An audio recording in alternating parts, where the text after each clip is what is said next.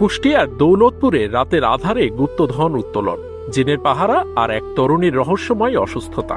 শুনতে রূপকথার গল্প মনে হলেও এ নিয়েই কয়েকদিন ধরে আতঙ্কে দিন কাটাচ্ছেন বড়গান্দিয়া এলাকার মানুষ। এখন থেকে স্পাইসি ক্রিস্পি পটাটা প্রাণ পটাটা, একটি স্বনির্ভর বিস্কুট। দৌলতপুর উপজেলার আড়িয়া ইউনিয়নের বড়গান্দিয়া এলাকায় দীর্ঘদিন ধরে একটি গুজব প্রচলিত। কাশেম মাস্টারের জমির বাঁশবাগানের নিচে রয়েছে বিপুল গুপ্তধন, যা পাহারা দেয় একটি জিন। স্থানীয়দের একাংশের বিশ্বাস, বিশেষ নিয়ম ও কবিরাজ ছাড়া সেই গুপ্তধনের কাছে যাওয়া বিপজ্জনক।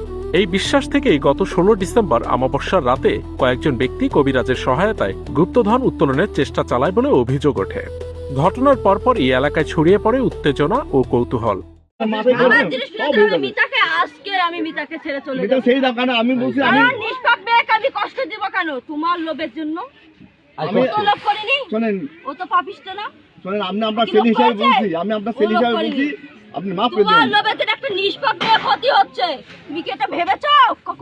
তোমার জিনিস তুলিনি,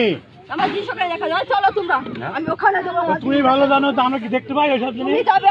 গুপ্তধন উত্তোলনের গুজব ছড়ানোর কিছুদিনের মধ্যেই স্থানীয় বাসিন্দা মিরাজুল ইসলামের 23 বছর বয়সী মেয়ে মিতা খাতুন অসুস্থ হয়ে পড়েন। পরিবারের ভাষ্য, তিনি কখনো চিৎকার করছেন, কখনো অচেতন হয়ে পড়ছেন।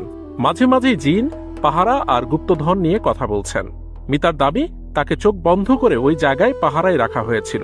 পরে তিনি জানতে পারেন গুপ্তধন তুলে নেওয়া হয়েছে। তার কথায় এতে জিন ক্ষুব্ধ হয়েছে এবং প্রতিশোধ নিতে পারে।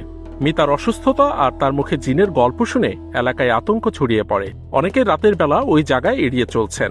কেউ কেউ বলছেন গুপ্তধন উত্তোলনের সঙ্গে জড়িতদের বিপদ হতে পারে।